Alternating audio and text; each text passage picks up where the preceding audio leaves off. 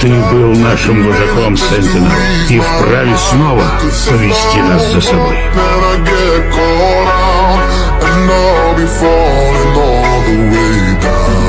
Взгляни на это, Оптимус! Все это на твоей совести! Я вернул тебе Кибертрон, твой родной дом, но ты все равно выбираешь человечество. Ты сам учил меня, что каждый имеет право быть свободным. Ты должен понять, почему мне пришлось тебя предать. Ты предал не меня.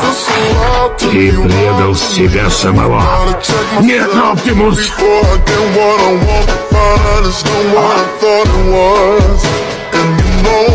I gotta slow up.